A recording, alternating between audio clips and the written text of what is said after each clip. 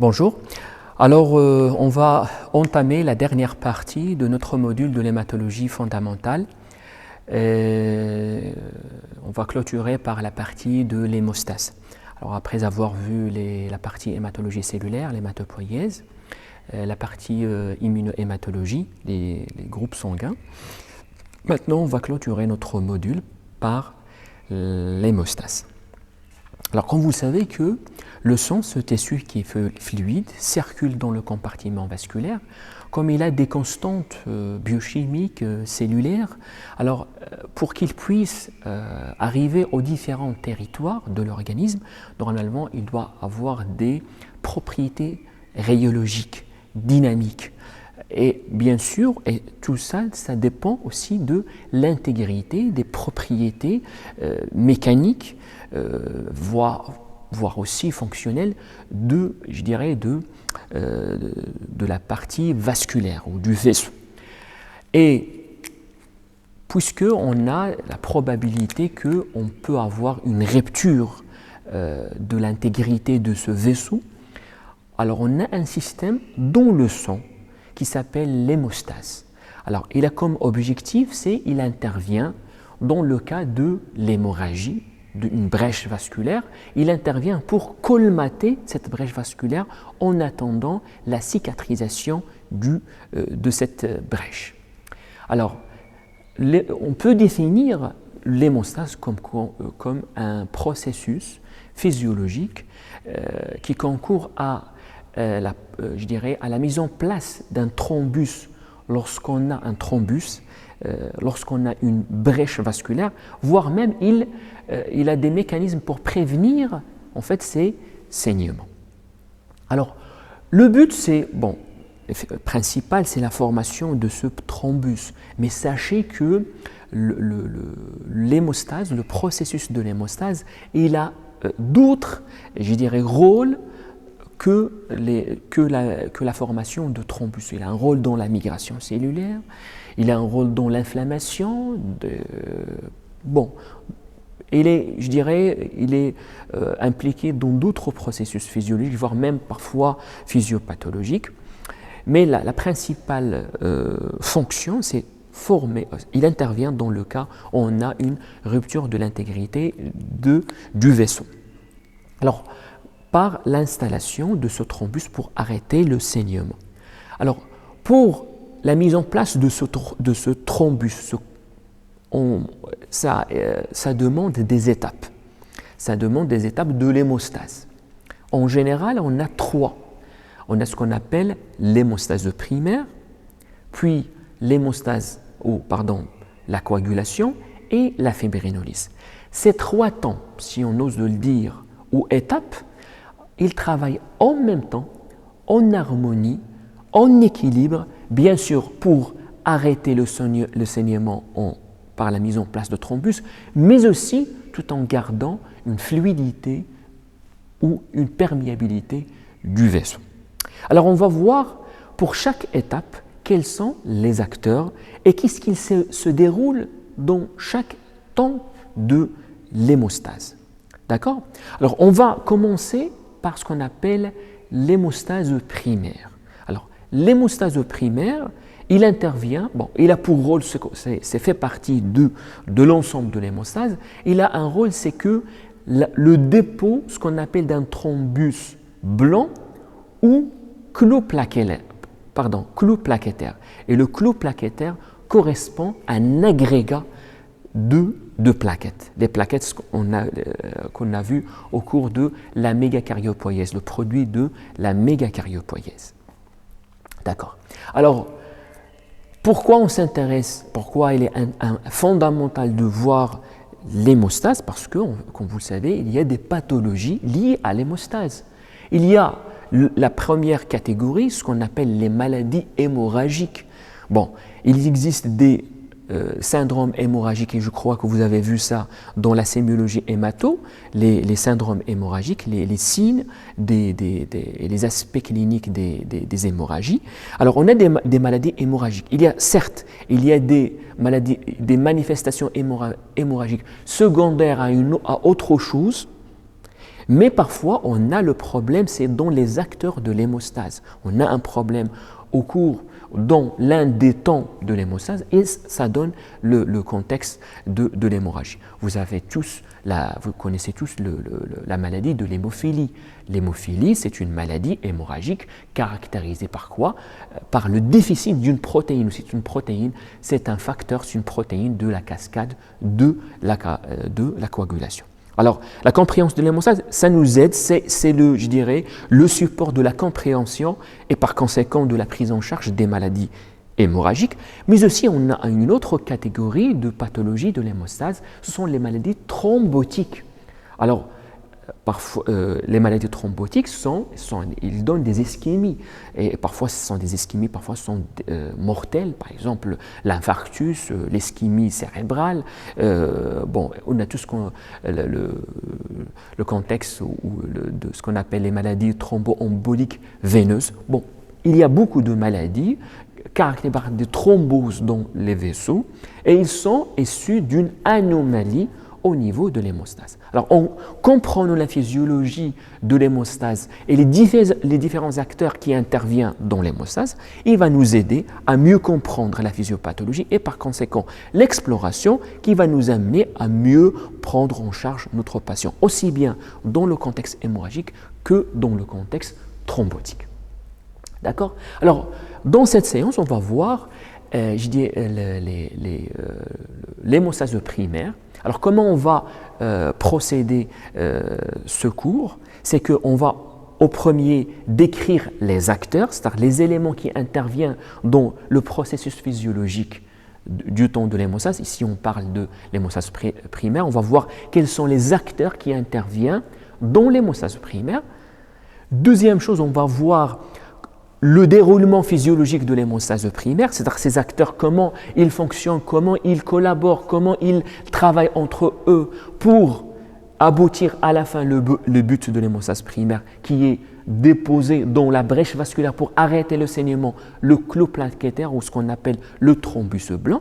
Puis après, en comprenant ça, ça va nous aider à mieux, je dirais, maîtriser l'outil d'exploration. C'est-à-dire, si dans un cas clinique, on suspecte qu'on a un problème sur l'un des acteurs de l'hémostase primaire, on va comprendre comment on va étudier cette anomalie et comment c'est qu'on va proposer les méthodes d'étude.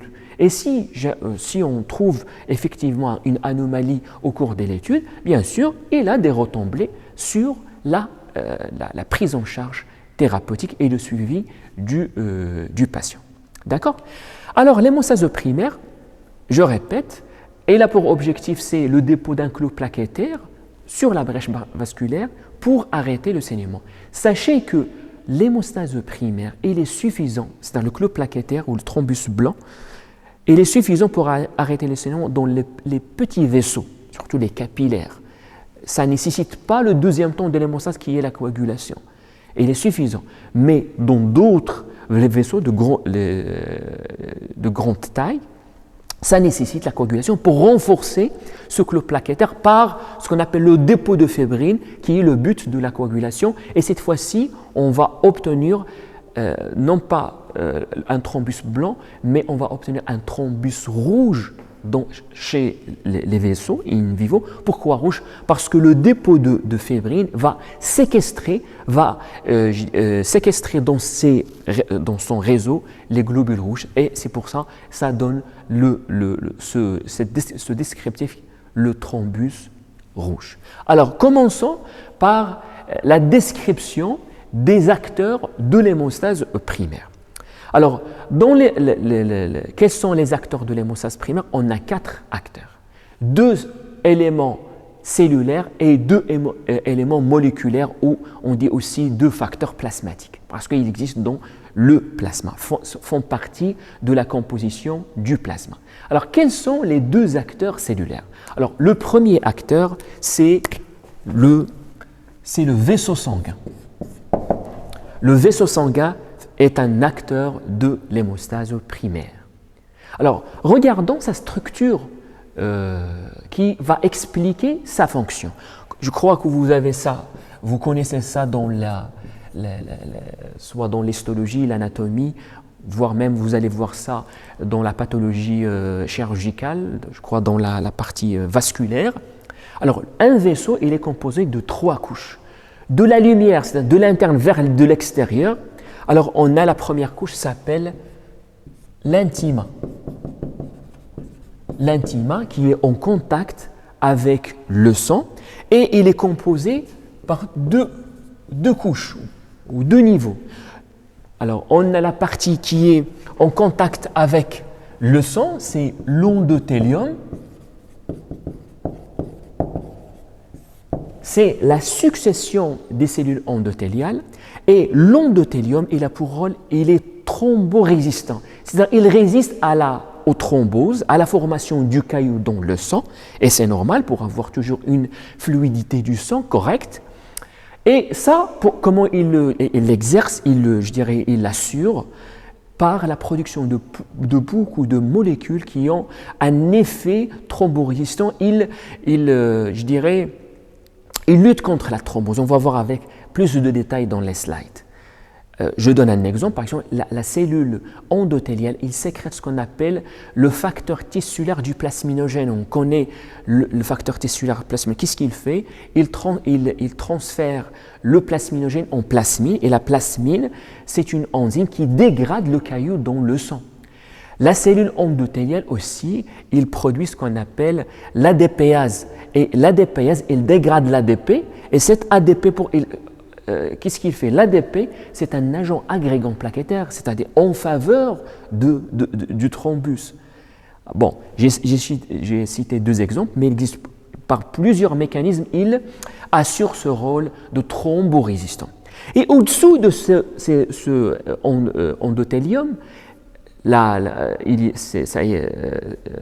on est dans ce qu'on appelle le sous-endothélium. Et le sous-endothélium, c'est un tissu, on peut le considérer un tissu conjonctif qui est thromborésistant. C'est-à-dire, le sang en contact avec le sous-endothélium, il va créer des conditions pour avoir de thrombus. Comment? Alors on va voir, il est composé de collagène, des fibres de collagène. Les collagènes, en fait, lorsque d'autres molécules adhèrent aux cellules, il va favoriser la cascade de l'hémostase, il va favoriser les thromboses, la formation du caillot. Aussi, il contient beaucoup de molécules adhésives.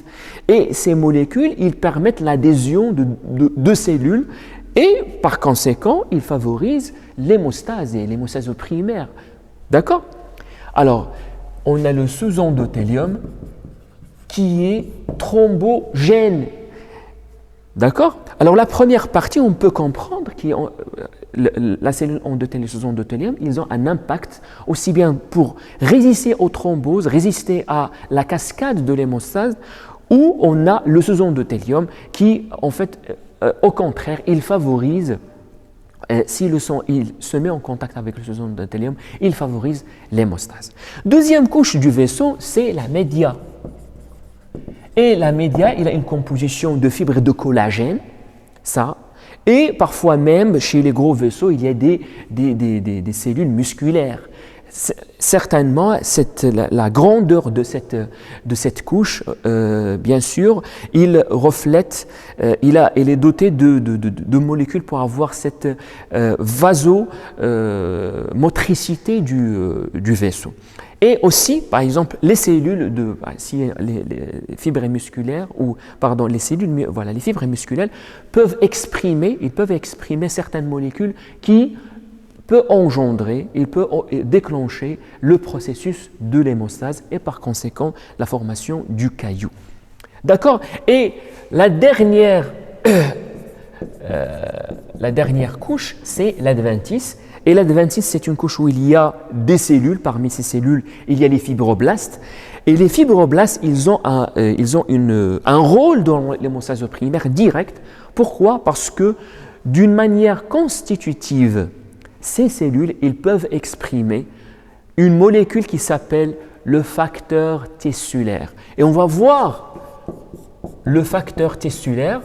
Cette molécule, en fait, on peut les considérer comme un récepteur. Cette molécule, elle a pour rôle, c'est déclencher la coagulation in vivo et on va voir le rôle de cette molécule avec détail dans la partie coagulation. Alors, vaisseau avec ces 3 couches, chaque couche, elle a des particularités et je dirais un impact sur l'hémostase.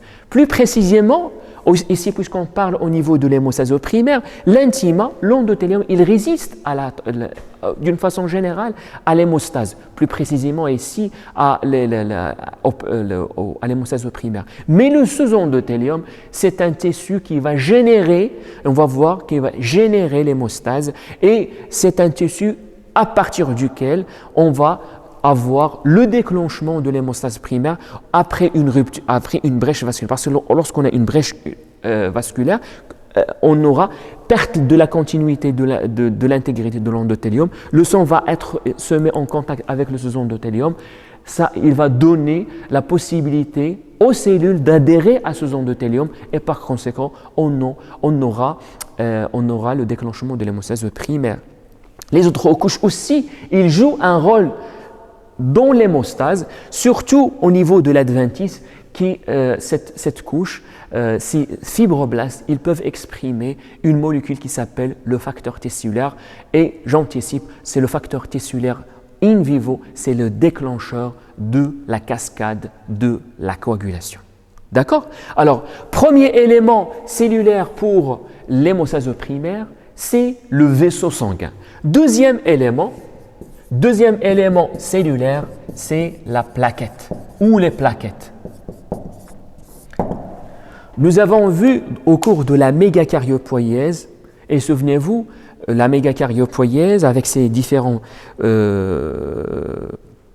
précurseurs, ça commence par les précurseurs, le compartiment de maturation, le promégacaryoblaste, le mégacaryoblaste, le mégacaryocyte basophile, le mégacaryocyte granuleux et le mégacaryocyte plaquettogène. Et nous avons vu qu'au cours de la maturation, que ces précurseurs, ils augmentent de taille et le changement que subit aussi bien le cytoplasme que le noyau. Le noyau, il se lobe et le cytoplasme, il devient granuleux. En fait, les granulations sont les futures granulations des plaquettes. Et nous avons dit que ce processus de l'hématopoïèse qui est la mégacaryopoïèse, il est caractérisé par un phénomène qui n'existe pas chez d'autres cellules, c'est le phénomène de l'endométriose qui se passe en fait dans les premiers stades des précurseurs de cette lignée. Il m'a donné la plus petite cellule du sang qui est la plaquette.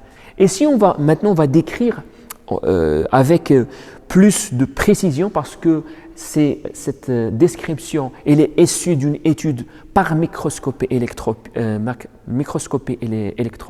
et on va voir que chaque partie de la plaquette il joue un rôle au cours de l'activation de la plaquette au cours de l'hémostase primaire.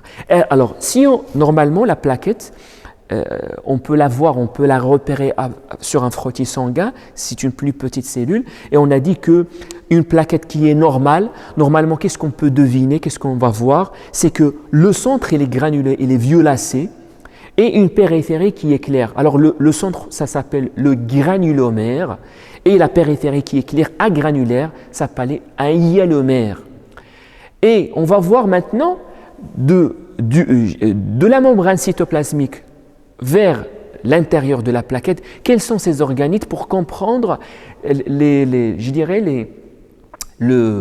différents changements que va subir la plaquette au cours de l'hémostase primaire, comme j'ai dit, pour aboutir à ce qu'on appelle le clou plaquettaire pour arrêter le saignement.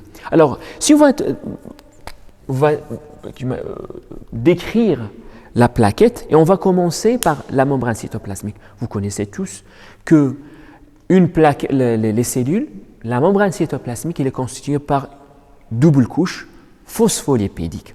Alors, la plaquette, au repos, les phospholipides qui composent le feuillet interne sont différents des phospholipides qui composent le feuillet externe. Parce que alors, le feuillet interne au repos, ce sont des phospholipides qui peuvent porter des charges négatives. Mais les phospholipides du feuillet externe sont neutres. Alors, pourquoi je dis ça? Parce que pour anticiper une chose, c'est qu'au cours de l'hémostase primaire, on a un stade caractérisé par l'activation de la plaquette. Et parmi les manifestations de l'activation de la plaquette, c'est le changement de la polarité, si on ose le dire, de la répartition des phospholipides. C'est qu'au cours parmi les conséquences d'un signal d'activation de la plaquette, c'est que les phospholipides du feuillet interne, ils se placent à l'extérieur. Et ce changement il a des conséquences qu'on va voir avec plus de détails au cours de la coagulation. Alors, phospholipides, une répartition particulière. Deuxième chose, c'est que ces phospholipides, ils ont un autre rôle. C'est qu'à partir de ce phospholipide qu'on peut avoir l'acide arachidonique. Et le métabolisme de l'acide arachidonique, il donne des métabolites qui sont impliqués dans l'activation de la plaquette. Autre chose, toujours sur cette membrane cytoplasmique, on trouve exprimés des molécules, ce qu'on appelle des glucoprotéines. C'est-à-dire des protéines glycosylées. Alors, ces protéines glycosylées, il existe plusieurs catégories. Ici, je cite 2 glycoprotéines qui sont fondamentales dans le fonctionnement de la plaquette. Pourquoi je dis ça? Parce qu'il existe des pathologies, des maladies caractérisées par une anomalie soit quantitative, soit qualitative de certains glycoprotéines parce qu'ils sont fonctionnels. La fonction de la plaquette dépend de la présence de ces glycoprotéines. Alors, les glycoprotéines, tous les glycoprotéines, ils ont un rôle, ils ont une fonction. Mais on a les plus importants de ces glycoprotéines. On a le glucoprotéine 1B. Et on va voir son rôle. Et le glucoprotéine 2B3A.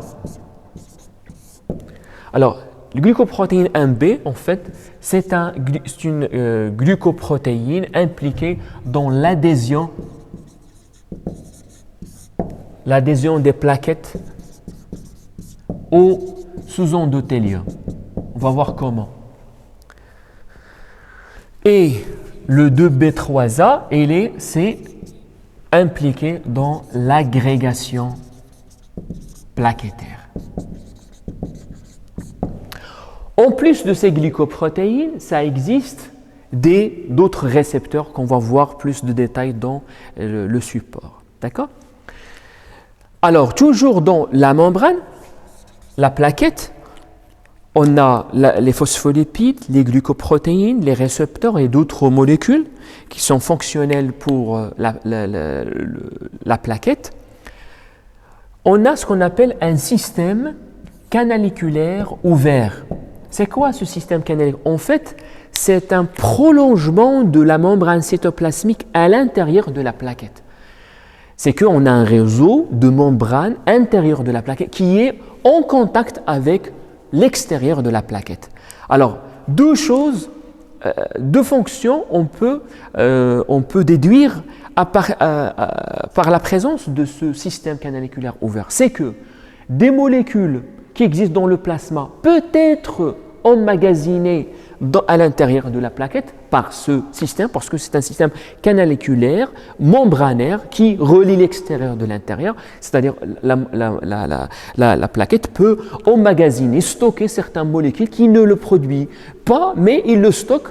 Pourquoi? Parce qu'il a ce contact. Par exemple, on trouve dans les vésicules ou les granules de la plaquette des immunoglobulines. On sait bien que les immunoglobulines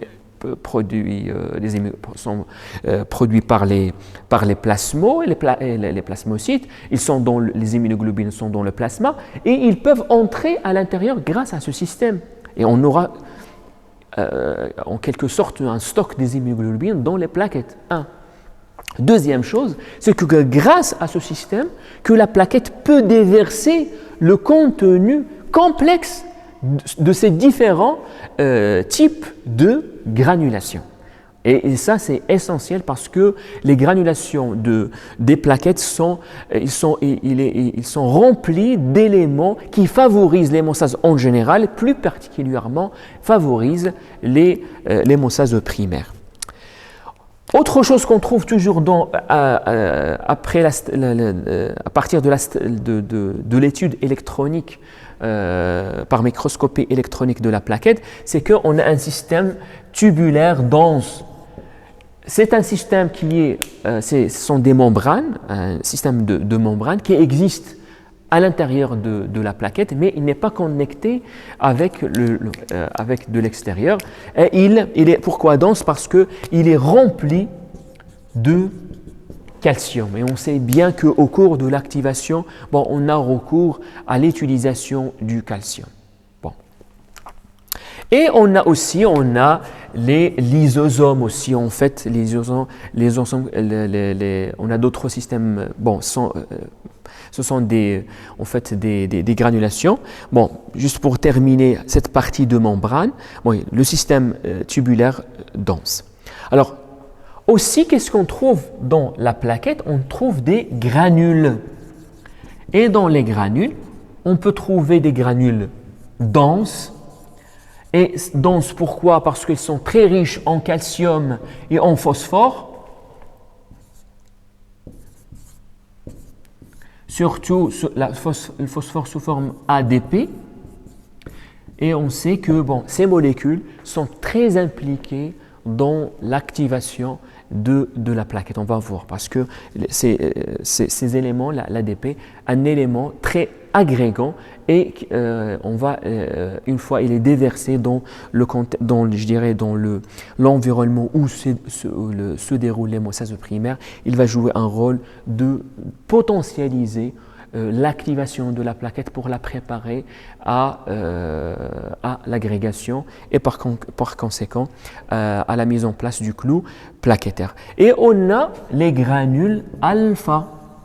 Et on va voir la composition, il est rempli, les granules alpha, ils sont remplis de molécules qui favorisent l'hémostase en général. On va voir, il est très complexe par des molécules adhésives, beaucoup de choses qui vont, une fois ils sont déversés, il va favoriser et potentialise le processus de l'hémostase en général, plus particulièrement l'hémostase primaire. Et aussi toujours dans la granulation, on a des lysosomes et ces lysosomes remplis d'enzymes. D'accord. Je crois que j'ai donné une revue un petit peu détaillée de la plaquette, mais tout ça pourquoi? C'est pour expliquer les fonctions de la plaquette. Parce que tout ça, il est utilisé, tous ces éléments, ils sont impliqués au cours de l'hémostase primaire. Alors, après avoir vu les deux acteurs cellulaires, le vaisseau et la plaquette, maintenant, on va voir les deux autres acteurs. Alors, on a les deux autres acteurs de l'hémostase, aussi appelés les deux acteurs plasmatique de l'hémostase primaire. Alors, on a la molécule qui est appelée le facteur de Van Willebrand.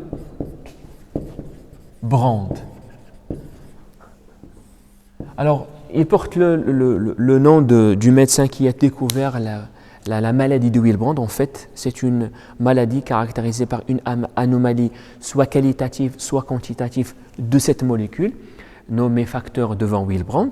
Alors, c'est une molécule synthétisée aussi bien par les cellules endothéliales que les cellules par les mégakaryocytes. On a deux origines de synthèse du facteur de Van Willebrand.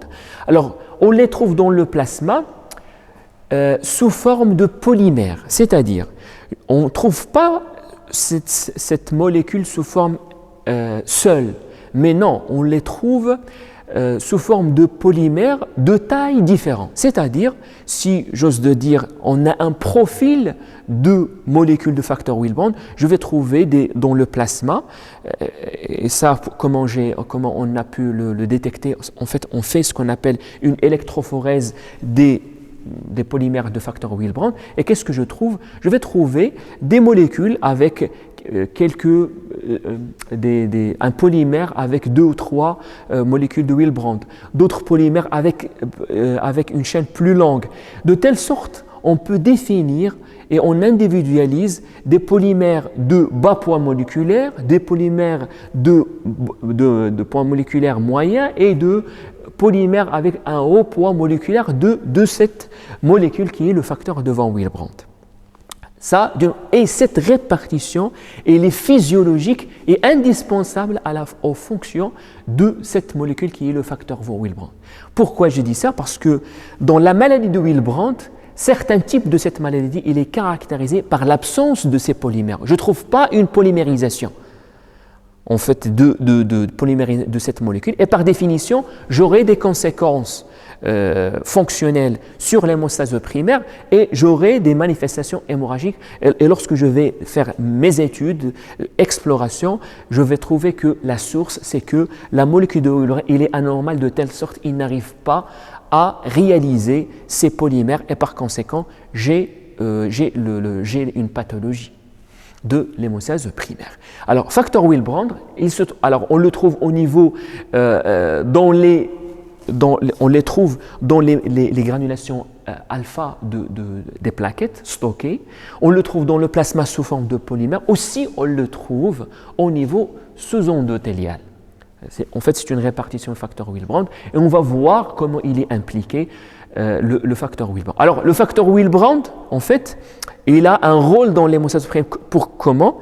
Alors, j'ai ici mentionné la glucoprotéine MP. En fait, le facteur Willebrand, au cours de le déclenchement de l'hémostase primaire, c'est que la plaquette, il adhère, il se colle au sous-endothélium par plusieurs moyens. Le moyen le plus important, c'est que la plaquette, il adhère au sous-endothélium par la molécule de facteur Willebrand. En fait, le facteur Willebrand, il est déjà fixé au niveau du sous-endothélium. Par un récepteur, il va coller la plaquette au sous-endothélium en reconnaissant le glucoprotéine 1B plaquettaire. D'accord? Alors, premier rôle, c'est dans l'adhésion plaquettaire au sous-endothélium au début de déclenchement de l'hémostase primaire. Et il a un deuxième rôle qui est primordial et important, et toujours il faut penser à ce deuxième rôle, c'est que le facteur Willebrand, dans le plasma, il transporte le facteur 8 de la coagulation. Autrement dit, le facteur 8, en se liant dans le plasma avec le facteur Willebrand, cette liaison elle a des conséquences bénéfiques pour le facteur Willebrand. Comment? Cette liaison, il protège le facteur Willebrand contre la protéolyse plasmatique du facteur 8. Et on peut comprendre, lorsqu'on n'a pas le facteur Willebrand dans le plasma, le facteur 8 ne sera pas fixé à ce facteur, il sera libre dans le plasma, et ce statut, il expose le facteur 8 à la protéolyse, parce que le plasma, il existe des enzymes. Alors, si on trouve pas s'il n'existe pas le facteur 8, et c'est un cas pathologique, c'est un aspect ou c'est un type de maladie de Willebrand, parce que la diminution quantitative, soit minime, soit sévère, ça correspond à la maladie de Willebrand, et le résultat, c'est que le facteur 8 ne trouve pas son transporteur ou son protecteur, si on ose de le dire. Et par conséquent, il sera plus exposé à la protéolyse plasmatique et les conséquences, on aura une diminution du taux du facteur 8 plasmatique.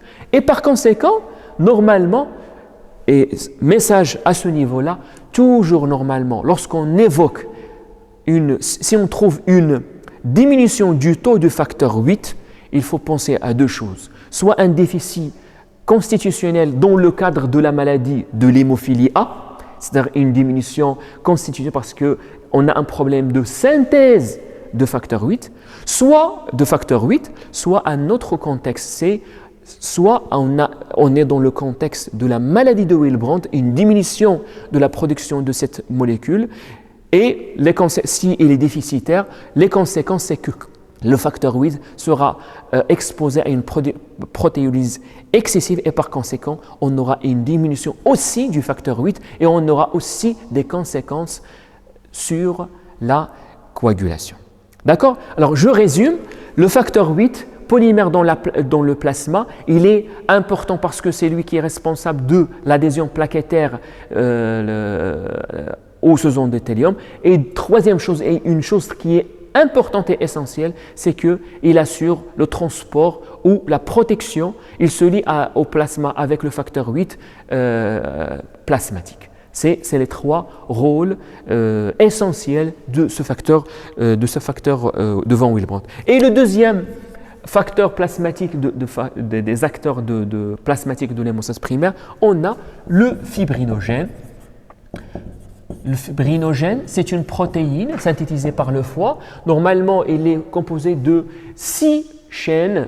Il est composé de 6 chaînes organisées 2 A2 A2, 2 chaînes alpha, 2 chaînes bêta et 2 chaînes delta. Et en fait, c'est grâce à la molécule du fibrinogène qu'on aura l'agrégation plaquettaire à la fin de ce process pour former ce qu'on appelle le clou plaquettaire ou le thrombus blanc, le but de l'hémostase primaire.